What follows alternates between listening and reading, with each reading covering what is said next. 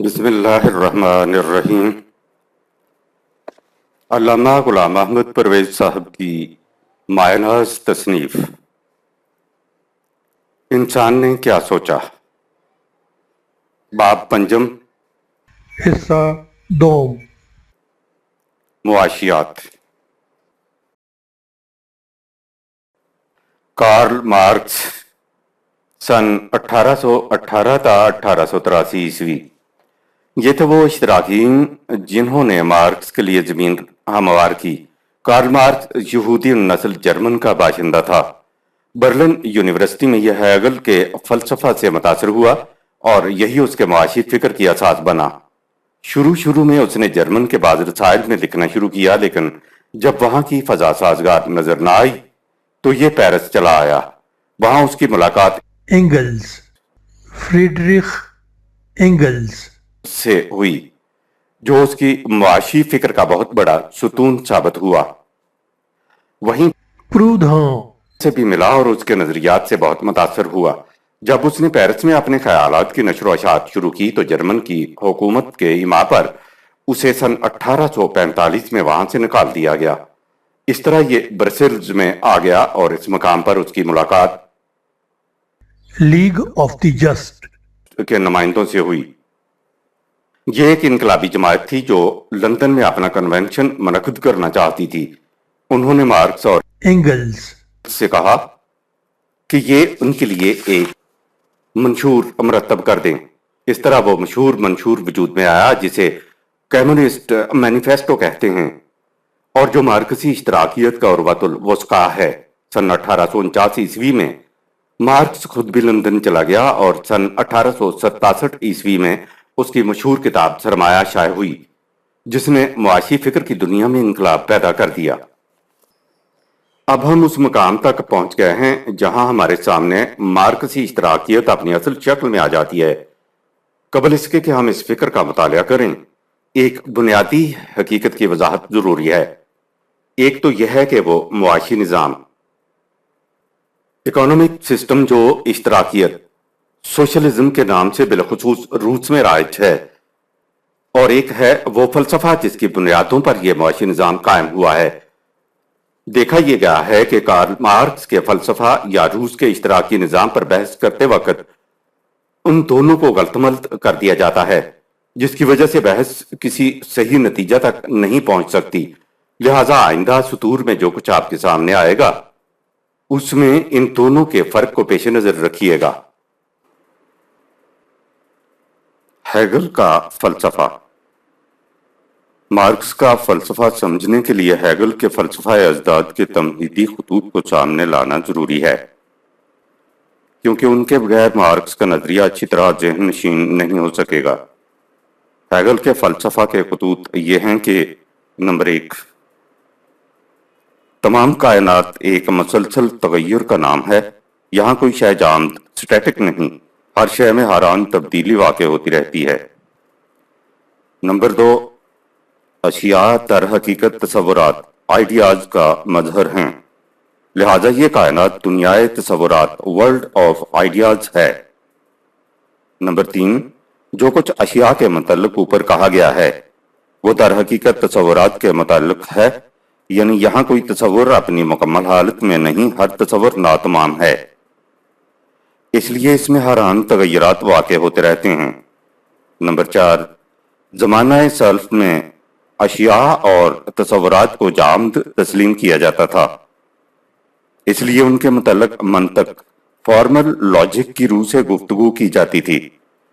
اس انداز منطق میں صغرا اور کبرا دونوں مستقل ہوتے تھے اور اس سے مستقل نتیجہ مرتب کر لیا جاتا تھا، لیکن اس حقیقت کے پیش نظر کہ یہاں کوئی شے مستقل اور جامد ہے ہی نہیں، یہ اسلوب منطق بالکل بیکار ہو جاتا ہے۔ اس کی جگہ اب ایک نیا منطق آنا چاہیے۔ اس منطق کا نام ہیگل کی اصطلاح میں جدلیت، ڈائیلیکٹک ہے۔ اس میں صغرا کی جگہ تھیسس، کبرا کی جگہ اینٹی تھیسس اور نتیجہ مستخرجہ کی جگہ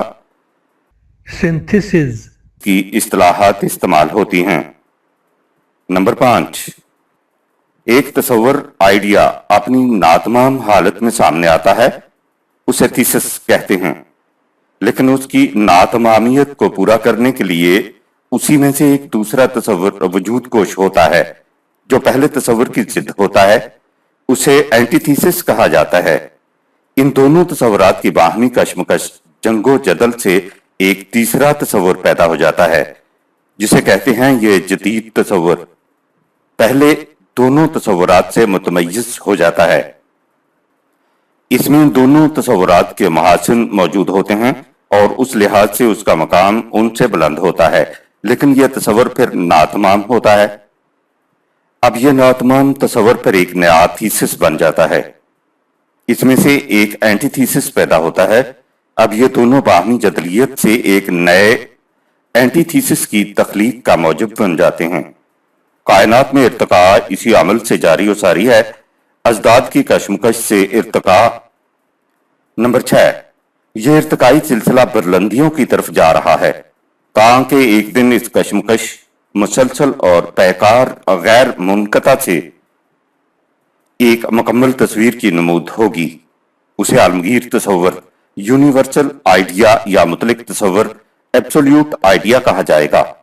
در حقیقت یہ تمام جنگ و پیکار محض اس لیے ہے کہ یہ عالمگیر یا مطلق تصور اس طریق سے تکمیل خواہش، سیلف ریئلائزیشن چاہتا ہے۔ اس جدلی ارتقاء سے اس کی مضمر ممکنات بتدریج مشہود ہوتی جاتی ہیں اور ان کی مکمل مشہودیت کا نام اس کی نمود ذات ہے۔ اسی کو ہیگل روح کائنات۔ world spirit, نمبر 7، کوئی تصور مجرد شکل ایبسٹریکٹ فارم میں سامنے نہیں آ سکتا۔ تصورات ہمیشہ انسانی جد و جہد کے پیکر میں مشہود ہوتے ہیں۔ اس جد و جہد کو انسانی تہذیب کہا جاتا ہے، لہذا سطور بالا میں جس چیز کو جدلی ارتقاء کہا گیا ہے وہ اپنے لباس مجاز میں انسانی تہذیب کی کشمکش پہم ہے۔ اس ناتمام تہذیب سے ایک نئی تہذیب ابھرتی ہے جو اس کی ضد ہوتی ہے۔ ان دونوں کی کشمکش سے ایک تیسری تہذیب منصہ شہود پر آتی ہے جو پہلی دونوں تہذیبوں کے محاسن کو اپنے دامن میں لیے ہوتی ہے اور ان کے مضمومات کو الگ کر دیتی ہے۔ پھر یہ نئی اور ناتمام تہذیب اسی پیکار کی اگلی کڑی بن جاتی ہے۔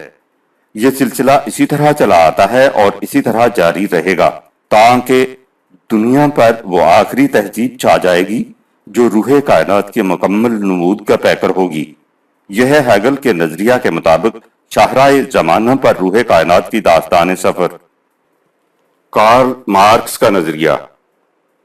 کارل مارکس سن 1818 تا 1883 عیسوی نے یہ نظریہ ازداد اور فلسفہ پیکار تو ہیگل سے لیا، لیکن وہ ابھی 2 قدم بھی اس کے ساتھ نہ چلا تھا کہ اس نے اپنا مستقل راستہ الگ تجویز کر لیا۔ مارکس نہ خدا کا قائل تھا نہ روح کائنات کا، وہ نہ تصورات کو مانتا تھا نہ ان کی تکمیلی کوششوں کو۔ وہ 19ویں صدی کے میکانکی تصور حیات کا مکمل نمونہ تھا۔ لہٰذا اس نے کہا کہ نمبر 1، ازداد کی جنگ و پیکار بجا درست، لیکن یہ جنگ و جدل تصورات میں نہیں ہوتی، کیونکہ تصورات تو ذہن انسانی کی پیداوار ہیں، ان کا الگ مستقل وجود ہی نہیں۔ کائنات میں مادی اشیاء ہی در حقیقت اپنا وجود رکھتی ہیں، اس لیے اصل جنگ و پیکار مادیت ہی کی دنیا میں ہنگامہ آ رہا ہے۔ مارکس، اس کے اپنے الفاظ میں تصورات کیا ہیں؟ مادی دنیا کا وہ عکس جو انسان کے دل میں مرتسم ہوتا ہے اور جسے وہ ذہنی افکار کی راہوں سے پیش کرتا ہے۔ بے، اس سے کہا گیا کہ اشیاء تو کہیں ایک دوسرے سے لڑتی نظر نہیں آتی، پھر یہ اشیاء میں جنگ و پیکار کا نظریہ کیا معنی رکھتا ہے؟ اس نے کہا کہ انسان کی دنیا میں اصل سوال روٹی کا ہے، اس لیے دنیا میں اشیاء سے مراد وسائل پیداوار، مینز آف پروڈکشن ہیں۔ جن لوگوں کے ہاتھوں میں وسائل پیداوار ہوتے ہیں وہ ایک طبقہ، کلاس بن جاتے ہیں، اور جن لوگوں کو وہ پیداوار کے لیے بطور وسائل و ذرائع استعمال کرتے ہیں وہ دوسرا طبقہ بن جاتے ہیں۔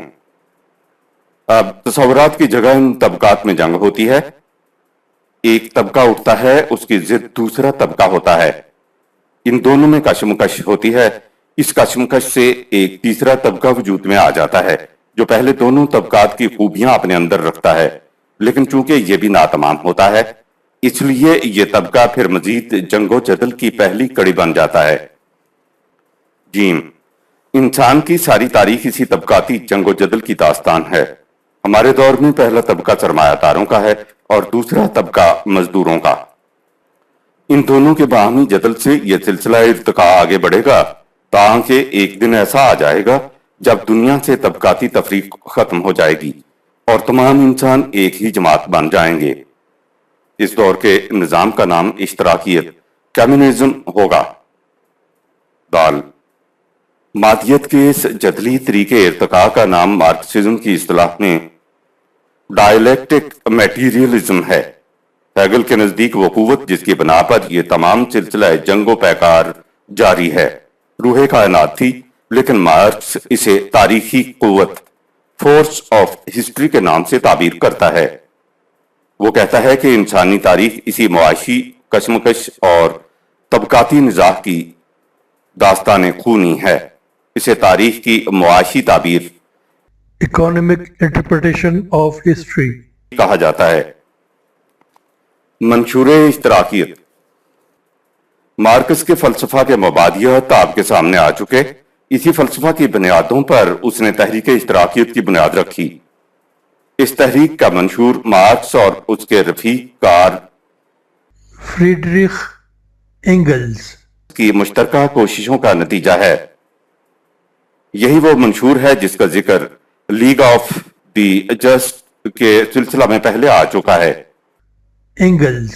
اس منشور کے انگریزی ترجمہ شائع شدہ سن 1818 عیسوی کے مقدمہ میں لکھتا ہے، تاریخ کے ہر دور میں معاشی پیداوار اور تبادلہ طریق اور وہ معاشرتی نظام جو اس طریقے پیداوار اور تبادلہ کا لازمی نتیجہ ہوتا ہے، وہ بنیادیں ہوتی ہیں جن پر اس دور کی سیاسی اور ذہنی تاریخ کی عمارات استوار ہوتی ہے اور جن کی روشنی میں اس دور کی تاریخ کی صحیح تعبیر کی جا سکتی ہے۔ لہٰذا اس قبائلی زندگی کو چھوڑ کر جب زمین مشترکہ ہوتی تھی، انسانی تاریخ طبقاتی جنگ کی تاریخ ہے، یعنی لوٹنے والوں اور لوٹنے والوں کے درمیان جنگ، حاکم اور محکوم کے مابین پیکار۔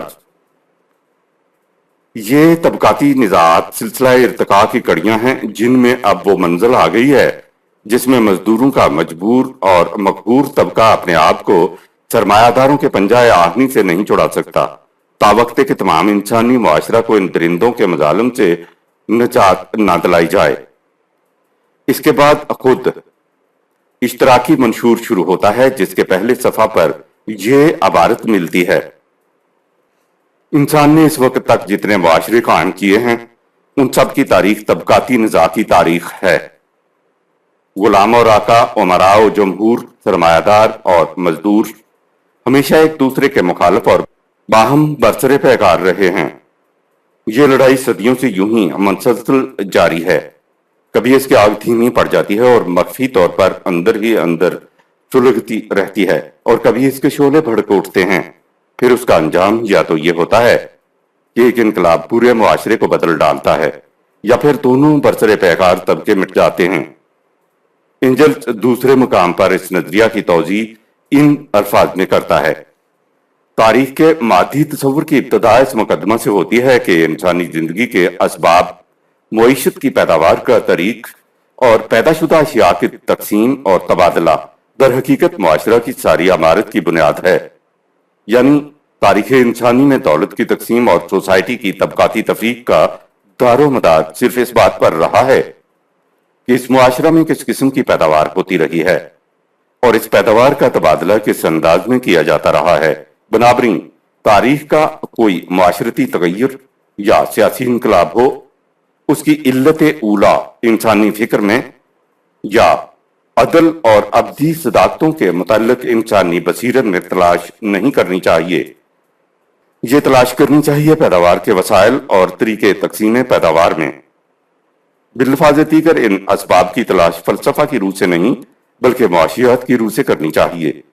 ये तस्वर जो रोज बरोज बढ़े चला जा रहा है कि मौजूदा माशरती निज़ाम गैर माकूल और बेइंसाफ हो चुका है।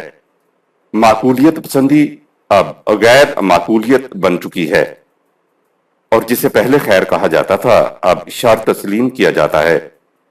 इस अमर की दलील है कि वसाइल पैदावार और उनकी तकसीम में नहायत खामोशी से तब्दीली आ चुकी है और हमारा माशरती निज़ाम जो साबिका वसाइल पैदावार के साथ हम आहंगी इख्तियार कर चुका था, अब इन मुआशी तब्दीलियों के साथ हम आहंग नहीं रहा।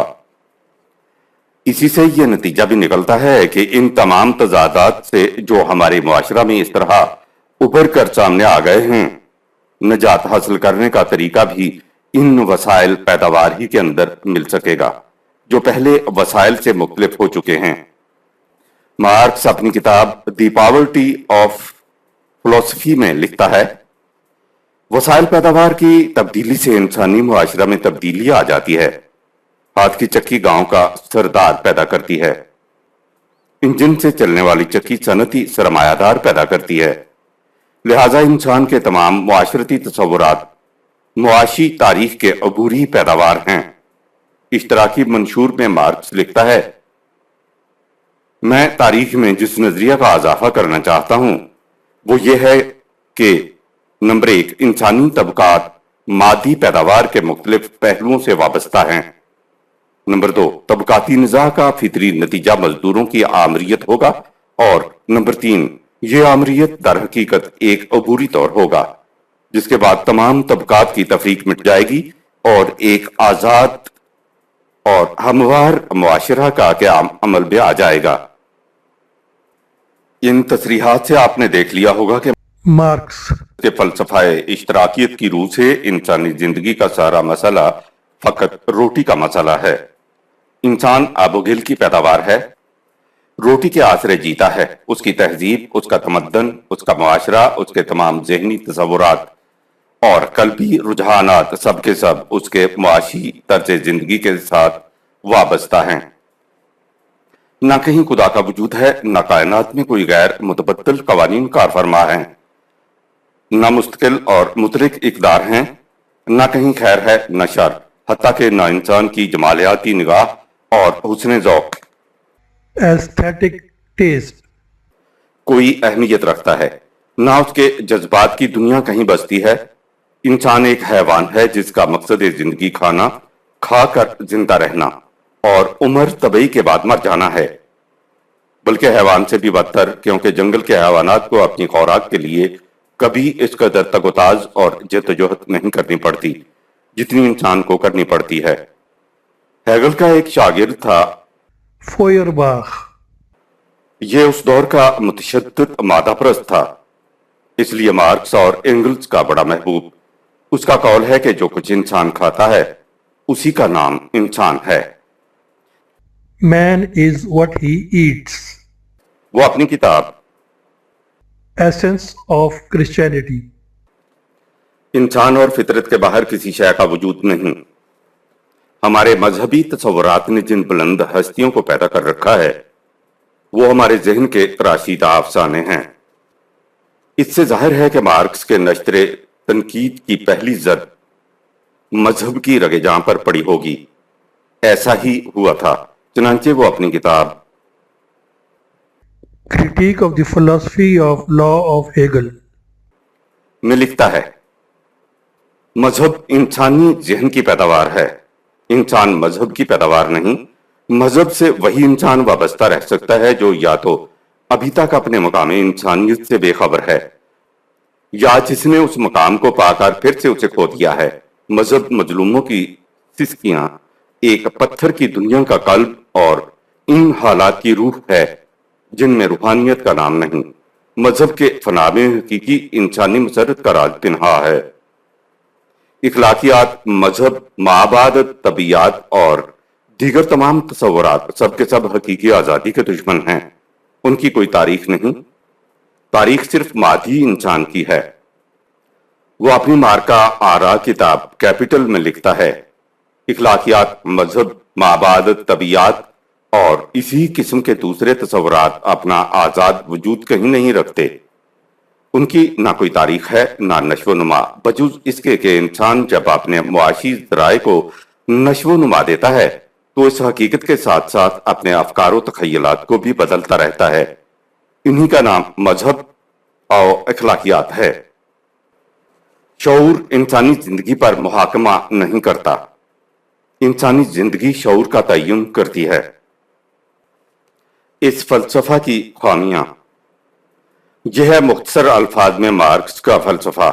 अगर आप इस फलसफा पर बनागाए तामुक गौर करेंगे तो ये हकीकत उभर कर आपके सामने आ जाएगी कि इस फलसफा की बुनियादें बड़ी कमजोर हैं। यही वजह है कि मगरब के बेशतर मुफक्करीन के नजदीक मार्क्स का शुमार फिलॉसफर्स में हो ही नहीं सकता। उसे उनके ख्याल के मुताबिक ज्यादा से ज्यादा एक मुआशी इनकलाब पसंद की हैसियत दी जा सकती है। इस फलसफा की बड़ी ही कमजोरियां वाज़ेह हैं। मसलन नंबर 1, मार्क्सिज्म की रूह से दुनिया में तबकाती जंगो पैकार यूं ही हंगामी तौर पर जारी और सारी नहीं, बल्कि वो एक मुनज़्ज़म, मरबूत और मंतकी सूरत में चली आ रही है। एक तबका पैदा होता है, फिर उसी में से उसकी जिद पैदा हो जाती है। इन दोनों की कशमकश से एक तीसरा तबका पैदा होता है जो पहले दो तबकात के महासिन अपने अंदर ले लेता है और उनकी खराबियां पीछे छोड़ देता है। फिर यह तबका आइंदा जदलो पैकार की पहली कड़ी बन जाता है। इस नज़्म ज़ब्त के साथ यह सिलसिला बराबर चला आ रहा है और इस तरह इंसान का मुआशी निज़ाम अपनी इर्तिकाई मनाजिल तय करता एक मिसाली नस्बुलैन की तरफ बढ़े जा रहा है। जाहिर है कि इस किस्म के मरबूत और मुरत्तब नज़्मो ज़ब्त के साथ कोई तहरीक चल नहीं सकती तावक्ते कि उसके पीछे कोई बाख्तियार साहिबे इरादा कुव्वत ना हो जो हवादिसे आलम को इस तरह एक शाहराह पर चलाती जाए। लेकिन मार्क्स किसी ऐसी कुव्वत का कायल ही नहीं। जब इससे पूछिए कि वह इस सिलसिला के पीछे कुव्वत मुहर्रिका कौन सी है तो उसके जवाब में वो कहता है कि यह सब कुछ तारीख की कुव्वत से हो रहा है। अब यह जाहिर है कि तारीख की कुव्वत एक निहायत मुबहम इस्तिलाह है। तारीख तो खुद रफ्तार हवादिस का नाम है। कभी रफ्तार भी अपनी कुव्वत आप हो सकती है, लिहाजा इस मफरूजा की बुनियाद ही गलत है।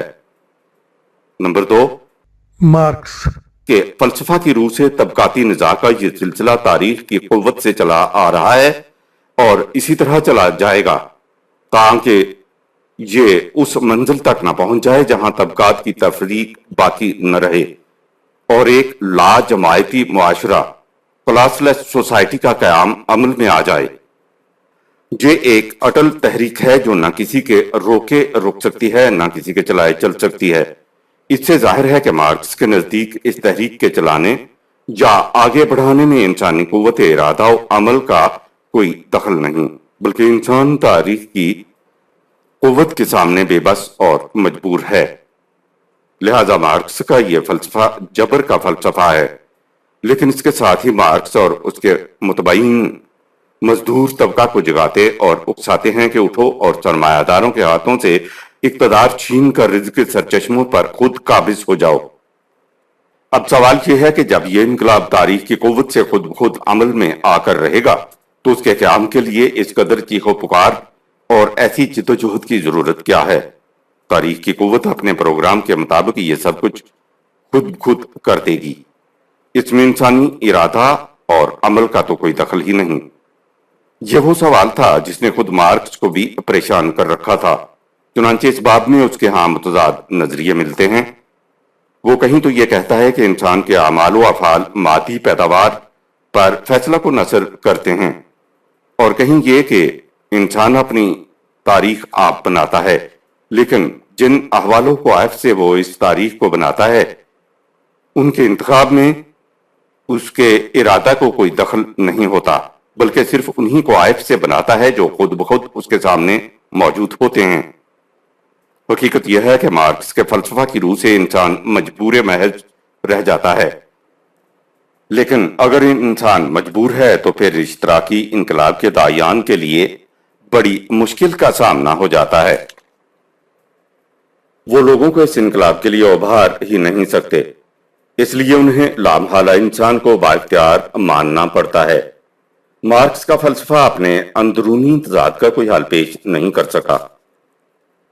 नंबर 3, और आगे बढ़िए, मार्क्स के फलसफा की रूह से जदले मादियत का ये सिलसिला जंगो पैकार जारी रहेगा ताकि एक लाजमायती मुआशरा का क़याम अमल में आ जाएगा।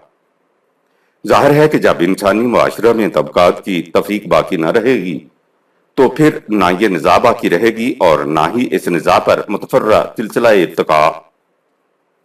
अब सवाल ये पैदा होता है कि इसके बाद क्या होगा। Marx. के फलसफा की बुनियाद इस उसूल पर है कि दुनिया में कोई शय एक हालत पर नहीं रह सकती। हर शय में तहम और मसलसल तगय्युर वाक़ हो रहा है। तो जाहिर है कि मुआशरा की वो लाजमाती हालत जिस पर मौजूदा सिलसिला जंगो जदल मुंतज होगा जामद नहीं रह सकती। इसमें भी तगय्युर वाक़ होगा और जरूर होगा। मार्क्स का फलसफा यही कहता है। मार्क्स खुद कहता है कि उस वक्त साबिका तारीख का खात्मा हो जाएगा और नई तारीख की इब्तदा होगी। लेकिन सवाल यह है कि इस लाजमायती दुनिया की तारीख किस कानून की रूह से मरतब होगी। इस बात में मार्क्सिज्म के मुतबईन का जवाब यह है कि हम नहीं कह सकते कि यह तगय्युर किस किस्म का होगा। मुमकिन है इस वक्त तबकाती तफरीक को छोड़कर किसी और बुनियाद पर इंसानी निज़ा शुरू हो जाए, लेकिन उसके मुतल्लिक हम कुछ नहीं जानते। The meaning of Marxism by C.D.H. Coal, page 275। और स्पेंस की मादी नजरिया हयात पर तनकीद करता हुआ लिखता है, हाँ बहुत अच्छा, आखिर उल अमर हर एक इंसान को अच्छी से अच्छी रोटी मिल जाएगी और उसकी निगहदाश्त के सामान भी मौजूद होंगे, लेकिन उसके बाद फिर क्या। हम फर्ज किए लेते हैं, अगरचे ऐसा फर्ज करना नामुमकिनात में से है कि मादी कल्चर इंसान को एक काबिल रश्क मादी जिंदगी अता कर देता है। मादी तहजीब बहार पर आ जाती है, लेकिन उसके बाद फिर क्या। उसके बाद साइंस मजीद इंकशाफात में मसरूफ हो जाती है। मरीख के साथ सिलसिला मवासिलात कायम करने के लिए मसनूई मरकबात से इंसानी बच्चा की पैदाइश के लिए एटम में मैसूर तवानाई को आज़ाद करने के लिए, तमाम बीमारियों के लिए वैक्सीन तैयार करने के लिए, इंसान की उम्र तबई को 100 साल तक ले जाने के लिए या उससे भी ज्यादा। लेकिन उसके बाद फिर क्या। क्या इसके बाद इंसान जमीन में आर पार सुराख करने में मसरूफ हो जाएंगे, लेकिन इसका कुछ मतलब। Tertium organum. पेज 278 279। बहना ही यही तनकीद मार्क्सिज्म की रूह से लाजमायती मुआशरा पर मुंतबक होती है। मौजूदा कशमकश की इंतहा एक लाजमायती मुआशरा, लेकिन उसके बाद फिर क्या। आम मादियत तो कह सकती है कि इसके बाद जुमूद, यानी जब इंसान ऐसा मुआशरा कायम कर ले जिसमें तमाम अफराद मरफा उल हाल हों, तो ये मुआशरा अला हाल ही कायम रखा जाएगा। लेकिन मार्क्सिज्म की रूह से कोई शय अला हाल ही कायम रह ही नहीं सकती, उसे आइंदा जदल की नई कड़ी बनना है। इसलिए इस मुकाम पर पहुंचकर मार्क्सिज्म अजीब उलझन में फंस जाती है जिससे निकलने की कोई राह नहीं मिलती।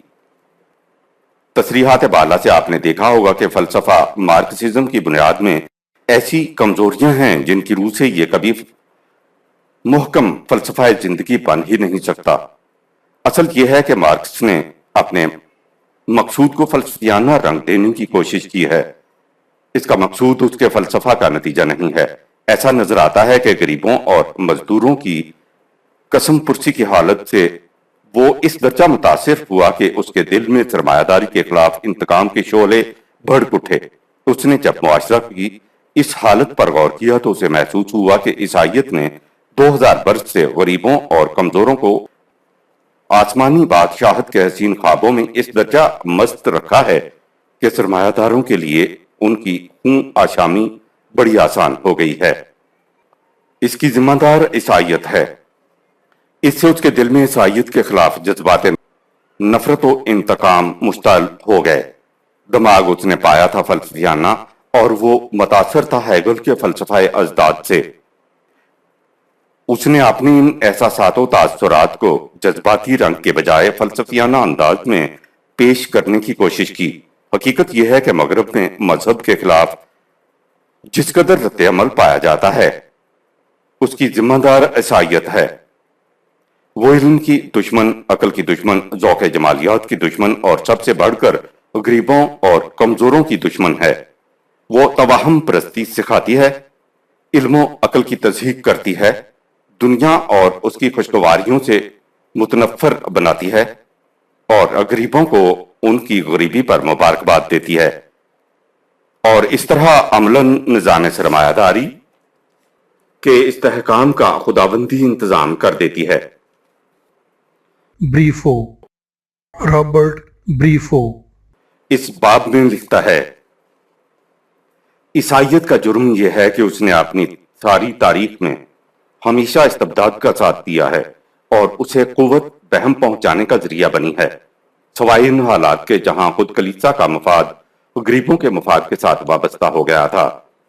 اس نے کبھی اپنا اثر و قوت کمزوروں کی آزادی اور مستبد قوتوں کے مظالم کی روک تھام میں صرف نہیں کیا، اس کے برعکس اس نے ہمیشہ جور و ستم اور جبر و استبداد کی حمایت کی ہے۔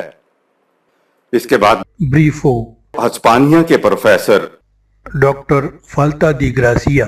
کے یہ الفاظ نقل کرتا ہے، عیسائیت میں عدل کا تصور بھی اسی طرح نامانوس ہے جس طرح ذہنی دیانت کا۔ یہ اس کے تصور اخلاق سے یکسر باہر کی شے ہے۔ عیسائیت نے ان لوگوں سے تو شفقت و ہمدردی کا اظہار کیا ہے جن پر ظلم و ستم ہوں، لیکن خود ظلم و ستم سے ہمیشہ تسامح برتا ہے۔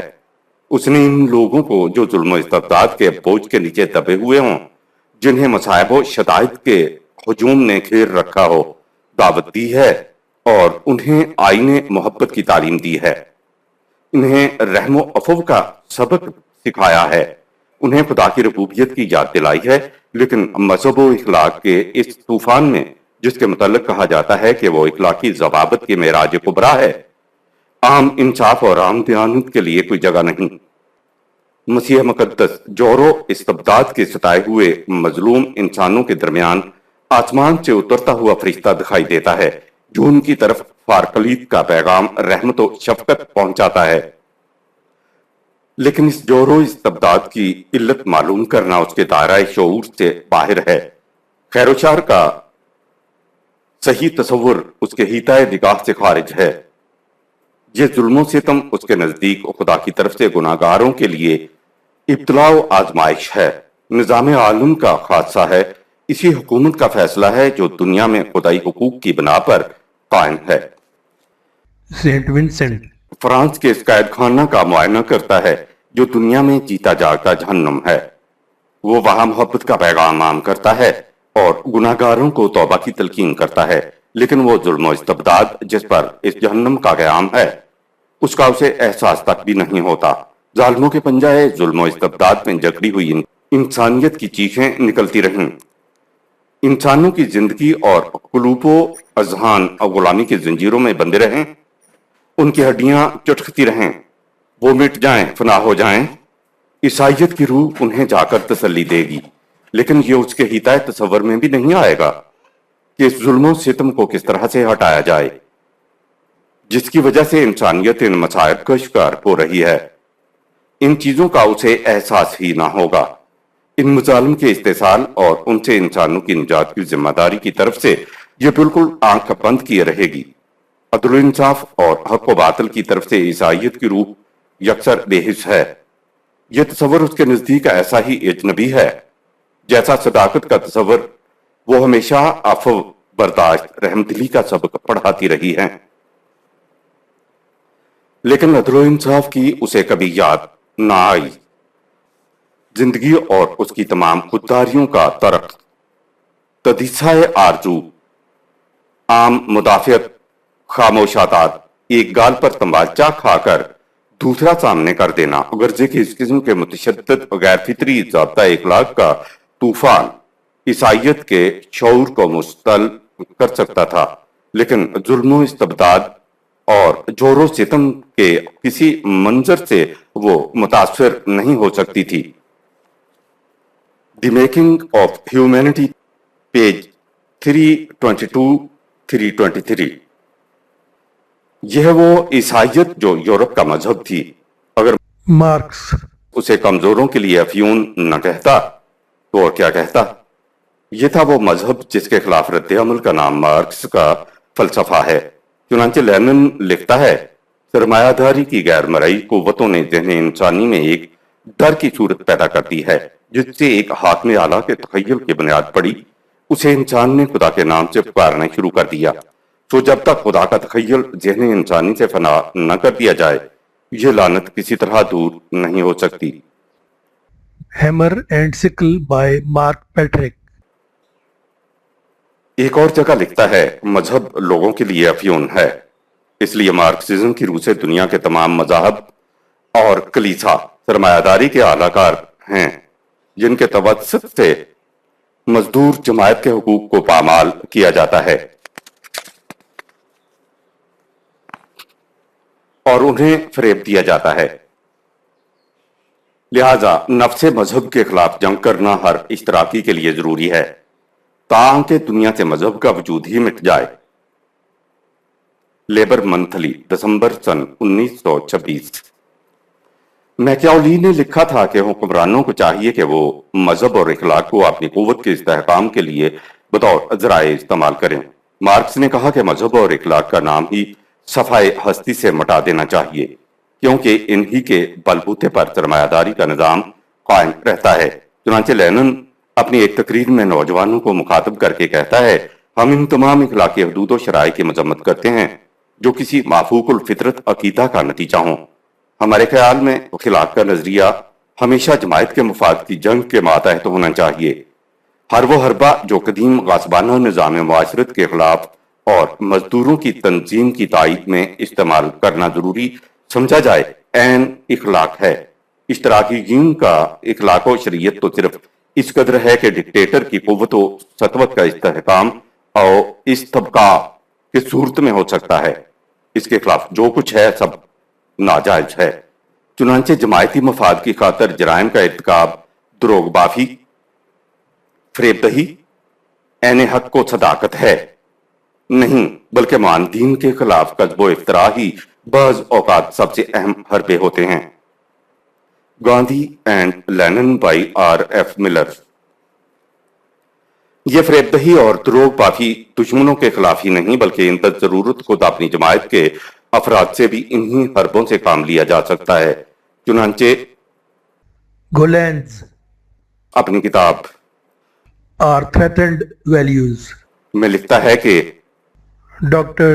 G. Lukens سے پوچھا گیا کہ اشتراکی جماعت کے لیڈروں کے لیے یہ جائز ہے کہ وہ اپنی جماعت کے افراد سے بھی کذب و فریب دہی سے کام لیں، تو اس کے جواب میں اس نے کہا کہ اشتراکی اخلاق کی روح سے یہ فریضہ سب سے اہم ہے کہ اسے تسلیم کیا جائے کہ ان تک ضرورت بددیانتی اور بے ایمانی سے کام لیا جا سکتا ہے۔ یہ سب سے بڑی قربانی تھی جس کا ہم سے انقلاب نے مطالبہ کیا تھا۔ اب رہا طریقہ کار سوچ سے متعلق، لینن اپنی کتاب اسٹیٹ اینڈ ریولیوشن میں لکھتا ہے کہ سرمایہ داری نظام حکومت کی جگہ اشتراکی حکومت کا برسر اقتدار آ جانا تشدد آمیز انقلاب کے بغیر ناممکن ہے۔ اسی کتاب میں دوسری جگہ اینجلز کے ایک مقالہ کا اقتباس دیتے ہوئے لینن لکھتا ہے، انقلاب ایک ایسا عمل ہے جس کی روح سے آبادی کا ایک حصہ دوسرے حصہ پر اپنا اختیار و تسلط، قوت و استعلاء، نوک شمشیر، گولیوں کی بوچھاڑ اور آتشی گولوں کے دھماکوں سے زبردستی کراتا ہے۔ ڈکٹیٹرشپ کے متعلق سٹالن اپنی کتاب لیننزم میں خود لینن کے حوالہ سے لکھتا ہے کہ ڈکٹیٹر ایسی مختار عام ہستی کا نام ہے جس کا وجود قاطبتاً قوتوں کے ہجوم پر مبنی ہو، ایسی مطلق العنان ہستی جو کسی قانون اور کسی ضابطہ کی پابند نہ ہو۔ آئینی نظام حکومت کے علمبردار سن لیں اور خوب غور سے سن لیں کہ ڈکٹیٹرشپ کے معنی ہیں قوت غیر محدود اور قاہرہ قوت جو جبر و اکراہ پر مبنی ہو اور جسے آئین و دستور اور قانون و شریعت سے کچھ سروکار نہ ہو۔ مارکس کا معاشی نظام۔ ہم نے شروع میں لکھا تھا کہ مارکس کا فلسفہ اشتراکیت ایک چیز ہے اور دوسری چیز ہے وہ معاشی نظام جس کے بنیادی خطوط مارکس نے متعین کیے اور جس پر آج کل روس میں تجربہ ہو رہا ہے۔ مارکس نے اس معاشی نظام کی بنیادیں اپنے فلسفہ پر رکھی ہیں، اس لیے یہ نظام इस फलसफा ही का बरगुबार कहला सकता है। लेकिन अगर कोई चाहे तो इस मुआशी निजाम को उसके फलसफा से अलग भी कर लिया जा सकता है। यह निजाम क्या है? इसके मुतालिक मार्क्स लिखता है, सरमायादारों ने जो जुल्म तशद्दुद बर्पा कर रखा है उसका वाहिद इलाज यह है कि दुनिया से जमायती तफरीक को मिटा दिया जाए। इमरानी जिंदगी के मसाइब व आलाम सिर्फ जमायती इम्तियाजात की बिना पर हैं और उसका अजाला मजदूरों की जमायत का बरसर इक़्तिदार आकर आलमगीर यकसानियत व मसावत पैदा करना। इस तहरीक का मकसद यह है कि दुनिया से जाती मलकियत और शख्सी और इनफरादी हुकूक के ख्याल को फना कर दिया जाए और इस तरह जब मजदूरों की जमायत को तसल्लुत हासिल हो जाए तो तदरीजन सरमायादारों के तमाम इमलाक व खजाइन पर कब्जा कर लिया जाए। ये मकासद सिर्फ इस तरह हासिल हो सकते हैं कि मौजूदा निज़ाम मुआशरत को मसल्लह कुव्वत के जरिया तबाह बर्बाद कर दिया जाए, यानी सरमायादारी और गरीबी के इम्तियाजात को दूर करके मुआशी यकसानियत व मसावत पैदा करना। इसमें कोई कलाम नहीं कि वसाइल पैदावार रिज़्क़ के सरचश्मों का अफराद की मलकियत में दे देना इंसानियत के खिलाफ सबसे बड़ा जुर्म है। इंसानी मुआशरा की तमाम नाहमवारियों, जिसे कुरान फसाद की इस्तिलाह से ताबीर करता है, इससे पैदा होती हैं और फसाद का लाजमी नतीजा कुरान के अल्फाज में जस्फ़ खुद दिमाग खून रेजी है, बरगुसान के अल्फाज में जंग की बुनियाद मलकियत का तस्वुर है। The two sources, page 273। वसाइल पैदावार में सबसे अहम मकाम जमीन को हासिल है। गॉल्ड की तहकीक की रूह से इंसान की इब्तदाई कबायली जिंदगी में जमीन अफराद की मलकियत में नहीं होती थी। यह ख्याल कि जमीन किसी फर्द की मलकियत हो सकती है इब्तदाई ज़हन इंसानी में कतन मौजूद नहीं था। यह कहा जाता है कि कदीम जबान में मलकियत के लिए कोई लफ्ज ही न था। वो लफ्ज ताल्लुक का लफ्ज जानते थे। उनके नजदीक जमीन अफराद की मलकियत नहीं होती थी बल्कि तमत्ता के लिए होती थी। जब किसी ने उससे फायदा उठा लिया वो फिर कबीला की मलकियत में चली गई। Man, nature and time, page 153। अफलातूनी इश्तराकियत। हम देख चुके हैं कि अफलातून ने जिस मसाली ममलिकत का तस्वर पेश किया था उसमें अफराद ममलिकत को 3 तबकात में तकसीम किया था। सबसे नीचे मजदूरों का तबका, उनके ऊपर सिपाहियों का तबका और सबसे ऊपर मुहाफिजीन ममलिकत फलासफर्स का तबका। तबका मुहाफिजीन के मुताल्लिक उसने कानून बनाया था कि उनकी जाती मलकियत कुछ ना हो ताकि वो तमा और लालच की लानतों से पाक रहें। उनकी जरूरियात जिंदगी की बहम रसानी मजदूरों का तबका करता रहे और वो भी वसाइल पैदावार के मालिक न हों। मुहाफिजीन के तबका के मुताल्लिक तो उसने यहां तक कह दिया था कि इनमें औरतें भी मुश्तरका मलकियत में होनी चाहिए, जिस तरह ईरानी मजदकियत में था। अफलातून के नजरिया की रूह से तमाम बच्चे ममलिकत के बच्चे तस्वर होंगे और सबकी तालीम एक जगह और एक जैसी होगी। कुछ अर्सा के बाद इम्तहान होगा और तबका दोनों सोम के वो बच्चे जो तदब्बर जहानत का नमाया सबूत दें मुआफिजीन के बच्चों में शामिल कर दिए जाएंगे। ये ग्रोह दूसरे ग्रोह से अलग कर लिया जाएगा। उन्हें तदबीर ममलकत की तालीम दी जाएगी और दूसरे ग्रोह को जिस्मानी तरबियत दी जाएगी। इनमें से फिर सिपाहियों और मजदूरों के तबकात को अलग कर दिया जाएगा। वाज़ेह रहे कि माहिरीन फ़नून लतीफ़ा, मुसव्वर, शायर, मौसीकी नवाज अफलातून की रियासत में बार नहीं पा सकेंगे। आपने देख लिया कि अफलातून की रियासत में इश्तराकियत, कम्युनिज्म का इब्तदाई तस्वर मौजूद था। अरस्तो ने उसकी मुखालफत की और कहा कि असल खराबी मलकियत से नहीं पैदा होती बल्कि उसकी वजह इंसानी सृष्टि की बदनिहादी है। लेकिन वो भूल गया कि इंसान के लिए फसाद और खराबियों की जिस कदर ज्यादा मौके बहम पहुंचाए जाएंगे उतनी ही ज्यादा खराबियां उससे सरजद होंगी। यानी आप इंसान के लिए जिस किस्म का मुआशरा कायम करेंगे उसी किस्म के अमाल उससे ज़हूर में आएंगे। जमीन पर अफराद की मलकियत बर्फों के अल्फाज में जमीन ही पर मलकियत नहीं रहती बल्कि इस पर काम करने वाले मजदूर या मजदूरों की मेहनत सब पर मलकियत के मुतरादिफ बन जाती है। सफा 105। मार्क्स। उसके सामने यही सरमायादाराना निजाम था जिसमें वसाइल पैदावार अफराद की मलकियत में होते हैं और वही मजदूरों की मेहनत पर तसर्रुफ रखते हैं। उसने उसका इलाज यह सोचा कि ऐसा मुआशरा कायम कर दिया जाए जिसमें मुआशी मसावत हो اور اس طرح سرمایہ دار اور مزدور کی تفریق مٹ جائے۔ اور چونکہ ایسا معاشرہ قائم نہیں ہو سکتا جب تک موجودہ ناموار معاشرہ مٹایا نہ جائے، اس لیے موجودہ معاشرہ کا مٹانا مقدم ہے۔ اس مقصد کو مسلح قوت اور آتشی انقلاب کے ذریعے حاصل کرنا ہوگا۔ چنانچہ لینن اپنی کتاب اسٹیٹ اینڈ ریولوشن میں لکھتا ہے، سرمایہ داری نظام حکومت کی جگہ اشتراکی حکومت کا برسر اقتدار آ جانا تشدد آمیز انقلاب کے بغیر ناممکن ہے۔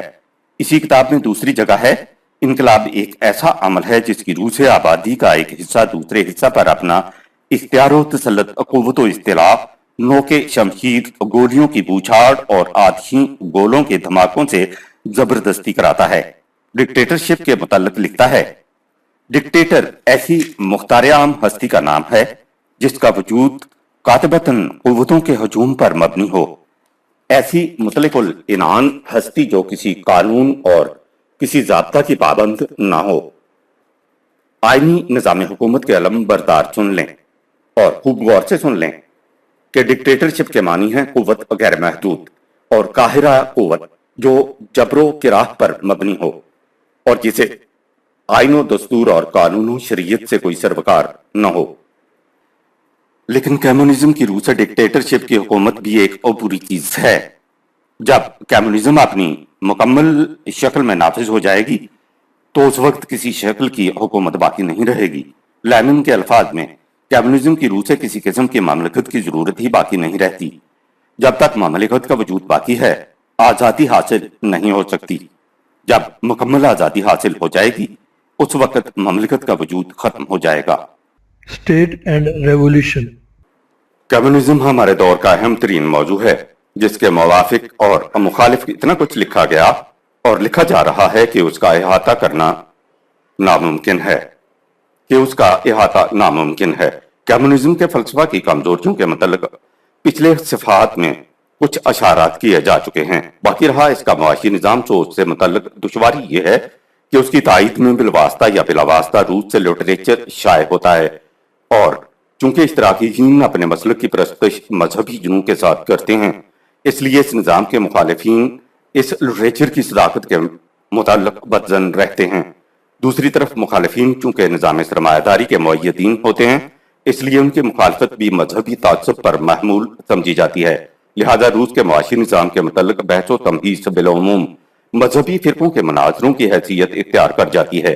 ابھی پچھلے دنوں سن 1950 میں روسی نظام کے خلاف ایک کتاب "The God That Failed" کے نام سے شائع ہوئی ہے۔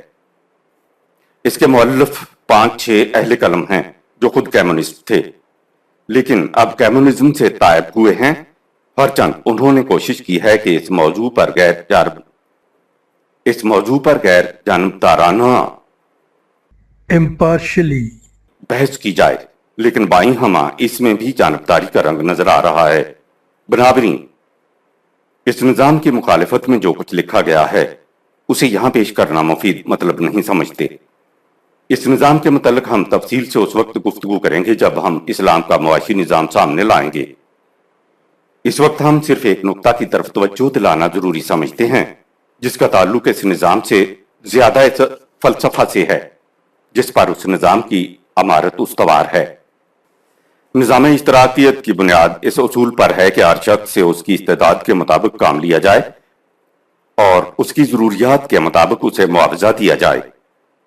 ایک شخص کے کام کی قیمت 5 روپے ہے اور اس کی ضروریات 7 روپے میں پوری ہوتی ہیں۔ ظاہر ہے کہ یہ شخص اس نظام میں بہت خوش رہے گا۔ لیکن ایک شخص کے کام کی قیمت 7 روپے ہے اور اس کی ضروریات 2 روپے ہی میں پوری ہو جاتی ہیں۔ جذبہ محرکہ یہ دیکھتا ہے کہ اسے دن بھر محنت کرنی پڑتی ہے اور شام کو اس کی کمائی میں سے 5 روپے کسی اور کو دے دیے جاتے ہیں۔ سوال یہ ہے کہ یہ شخص اس نظام میں کیوں رہے؟ وہ کیوں نہ 7 روپے اپنی ذات پر خرچ کرے، یا اگر اسے 2 روپے روز ہی خرچ کرنے ہیں تو وہ کیوں سارا دن محنت کرے؟ وہ 2 گھنٹے کام کرے جس سے اسے 2 روپے کی یافت ہو جائے اور باقی وقت آرام کرے۔ بالفاظ دیگر سوال یہ ہے کہ وہ کون سا جذبہ ہے جس کے ماتحت یہ شخص اس قدر ایثار کرتا رہے اور اس میں اطمینان محسوس کرے؟ واضح رہے کہ یہ شخص فلسفہ کیمونزم کی روح سے نہ اخلاقیات کا قائل ہے نہ خدا پر ایمان رکھتا ہے۔ اس کے نزدیک کوئی مستقل اقدار ہیں، نہ مادیت سے ماورا کوئی دنیا۔ اس کے نزدیک ہر فرد کی زندگی اپنی اپنی ہے اور جسم کی پرورش انسانی زندگی کا منتہا۔ اس سے زیادہ نہ انسانی زندگی کے کوئی اور تقاضے ہیں، نہ ہی اس کے بعد آگے بڑھنے کا کوئی تصور۔ آپ موافق یا مخالف میلانات کو ایک طرف رکھ کر سوچئے کہ اس قسم کا تصور حیات رکھنے والے انسان کے لیے وہ کون سا جذبہ محرکہ انسینٹیو ہے جس کی روح سے وہ اپنی زندگی پہم مشقت میں گزار دے اور اس محنت کا ماحصل دوسروں کو دیتا چلا جائے۔ مقصد کے بغیر کام کرنا انسان کے لیے ناممکن ہے۔ اس انسان کے لیے طور پہ روز سے زیادہ کام کرنے کے لیے مقصد کیا ہے؟ آپ کہیں گے کہ نوع انسانی سے ہمدردی انسان کا فطری جذبہ ہے، اس کے تقاضے سے یہ اثار عمل میں آئے گا، لیکن یہ مفروضہ ہی غلط ہے۔ نوع انسانی کی ہمدردی انسان کی فطرت کا تقاضا ہے۔ اگر یہ انسانی فطرت کا تقاضا ہوتا تو دنیا میں نظام سرمایہ داری کا وجود ہی نہ ہوتا۔ اس کا تو وجود ہی اس کی دلیل ہے کہ انسان خود غرض واقع ہوا ہے۔ آپ کہیں گے کہ چلیے یہ تقاضا اس کی فطرت کا نہ صحیح، لیکن اس میں پیدا تو کیا جا سکتا ہے۔ لیکن سوال پھر یہی ہے کہ یہ تقاضا پیدا کس جذبے کے ماتحت کیا جا سکتا ہے؟ جوں جوں آپ اس مسئلہ پر غور کرتے جائیں گے، اس نظام کی بنیادی کمزوری آپ پر بے نقاب ہوتی جائے گی۔ اس وقت جذبہ محرکہ صرف سرمایہ داری کے خلاف منافرت اور جوش انتقام ہے۔ جب سرمایہ داری مٹ جائے گی تو یہ جذبہ محرکہ بھی ختم ہو جائے گا۔ سوچئے اس کے بعد کس جذبہ کے ماتحت آپ انسان کو آمادہ کر سکیں گے کہ وہ پیداوار پروڈکشن کے لیے اپنی پوری استعداد صرف کر دے، جبکہ اس کی ذاتی ضروریات بہت کم محنت سے پوری ہو جاتی ہوں۔ پھر سوچئے کہ جب ایسا معاشرہ قائم ہو جائے گا جس میں ہر شخص کی ضروریات زندگی پوری ہوتی چلی جائیں گی، تو اس کے بعد انسان کے سامنے مقصد حیات کیا رہ جائے گا؟ معاشرہ جو کام اس کے لیے تجویز کرے گا وہ اس کام کو ایک مشین کی طرح کر دیا کرے گا، اور جو کچھ معاشرہ کی طرف سے اسے ملے گا اسے کھا کر زندہ رہے گا۔ بس یہ رہ جائے گا کہ زندگی تانگے کے گھوڑے کی طرح صبح مالک نے گھاس دانا کھلا کر تانگے میں جوت لیا، وہ دن بھر لگام کے اشارے پر ادھر سے ادھر ادھر سے ادھر تانگا کھینچتا رہا، شام کو اپنے تھان پر آ کر پھر گھاس کھا لی اور سو گیا۔ ہمارا مقصد یہ نہیں کہ معاشرہ کی ناہمواریاں دور نہیں ہونی چاہیے، یہ ناہمواریاں تو باعث ننگے انسانیت ہیں، ان کے دور ہونے میں انسانیت کی نشو و نما کا راز پوشیدہ ہے۔ ہم کہنا یہ چاہتے ہیں جس فلسفہ کی بنیادوں پر اس معاشی نظام کی عمارت قائم کی گئی ہے، وہ فلسفہ اس قدر نامحکم اور خلاف حقیقت ہے کہ اس پر قائم کردہ نظام کبھی نہیں چل سکتا۔ جیسا کہ پہلے کہا جا چکا ہے، اس وقت یہ نظام فقط جذبہ انتقام اور منافرت کے زور سے چل رہا ہے، لیکن تخریبی جذبات کسی نظام کی محکم بنیاد نہیں بن سکتے۔ یہ ہے اشتراکی نظام کی اصل خرابی۔ اس میں ایک تو انسان کو مشین بنا دیا جاتا ہے، اور یہ ہر مادی فلسفہ زندگی کا خاصہ ہے، اور اس مشین کو مستقل طور پر چلانے کے لیے اس میں کوئی قوت محرکہ نہیں۔ جب اسلام کا عنوان سامنے آئے گا تو اس وقت آپ دیکھیے گا کہ وہ ان معاشی ناہمواریوں کا کیا علاج تجویز کرتا ہے، اور پھر اس نظام ربوبیت کو قائم رکھنے اور آگے بڑھانے کے لیے کون سی قوتیں پیدا کرتا ہے۔ خلاصہ مبحث، گزشتہ صفحات میں جو کچھ لکھا گیا ہے اس سے آپ نے اندازہ لگا لیا ہوگا کہ معیشت کا مسئلہ گزشتہ 2-2.5 ہزار سال میں مختلف مراحل سے گزرتا ہمارے دور میں اس مقام تک آ پہنچا ہے، جہاں دو متضاد معاشی نظام ایک دوسرے سے برسر پیکار ہیں۔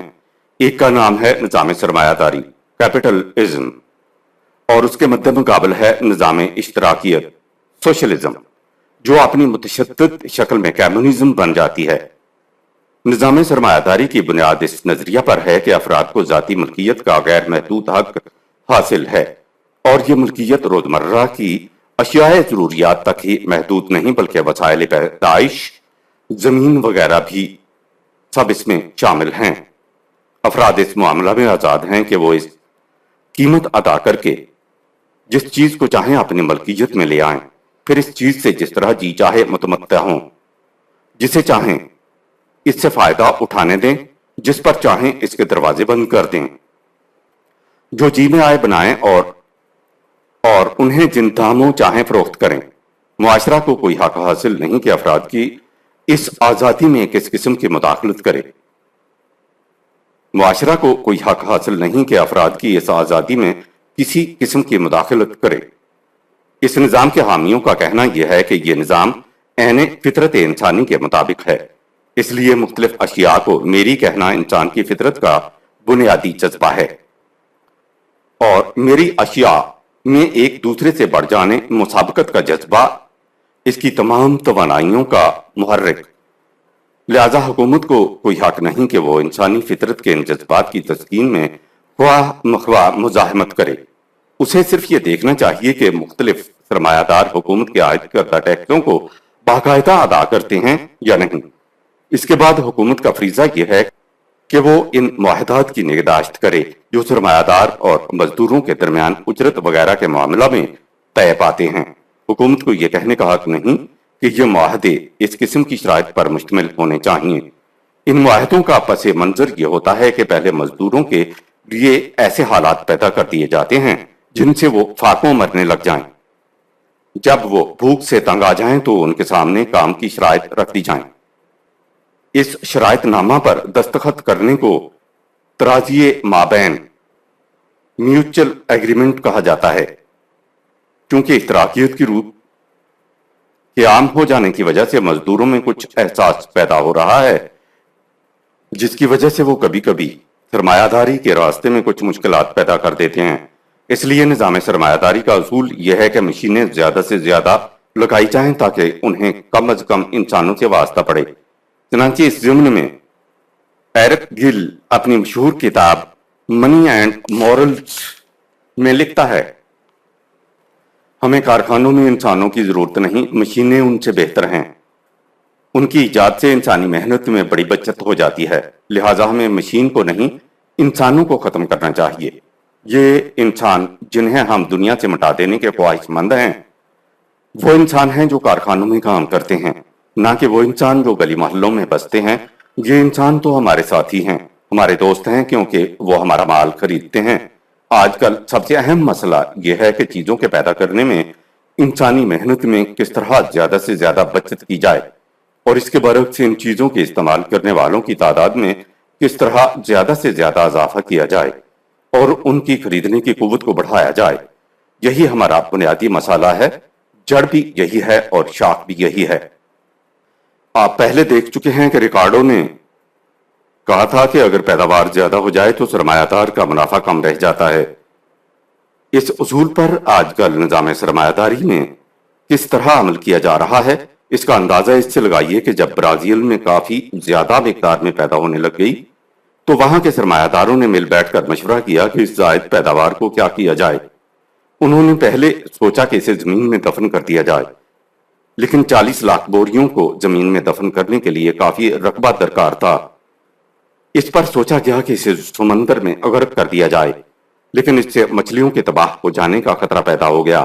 بالآخر طے یہ پایا کہ اسے جلا دیا جائے، کیونکہ سبز پودے کا جلانا بھی آسان نہیں ہوتا، اس لیے اس کے لیے مٹی کے تیل کی ضرورت پڑی۔ چنانچہ اس پر تقریباً 2 لاکھ پاؤنڈ کا تیل صرف کیا گیا، اور یہ کچھ انہیں ہر سال کرنا پڑتا ہے تاکہ کافی کی قیمت نہ گر جائے۔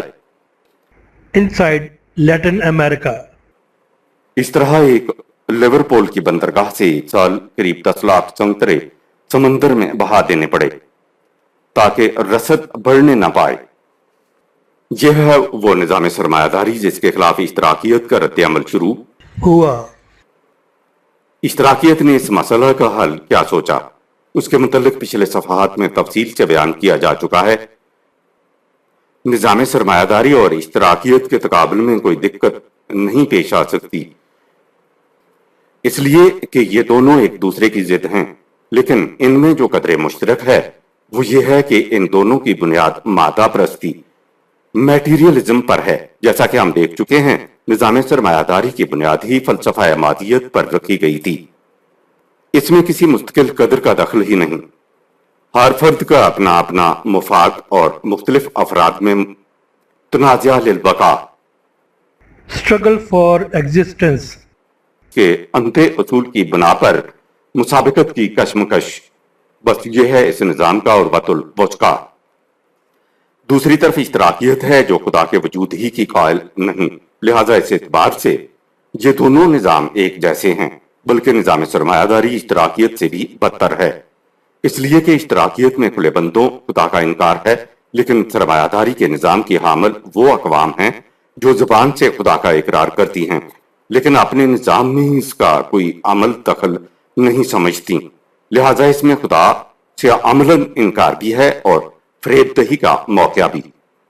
یہی وہ فریب دہی ہے جس کی بنا پر نظام سرمایہ داری تمام دنیا کے خدا پرستوں سے اپیل کرتا ہے کہ وہ اشتراکیت کی مخالفت میں اس کا ساتھ دیں، لیکن دیکھنے والی آنکھیں دیکھتی ہیں کہ خدا سے نہ انہیں کچھ واسطہ ہے نہ انہیں۔ یہ چکی کے وہ دو پارٹ جن میں اس وقت انسانیت محض روٹی کے مسئلے کی خاطر بری طرح پس رہی ہے۔ انسانیت کی تاریخ میں اس سے تاریخ تر دور شاید ہی کبھی آیا ہو، اور انسان کا عجز فہم اور افلاس تدبر بھی اس سے زیادہ بے نقاب شاید ہی کبھی ہوا ہو۔ عقل انسانی کی اس درجہ بے چارگی اور بے بسی ہی سے اب یہ توقع ہو رہی ہے کہ انسانیت پھر پلٹا لے گی اور یہ سوچنے پر مجبور ہو جائے گی کہ کیا عقل کے علاوہ کوئی اور ذریعہ بھی ہے جن سے ان مصائب کا حل مل سکتا ہے۔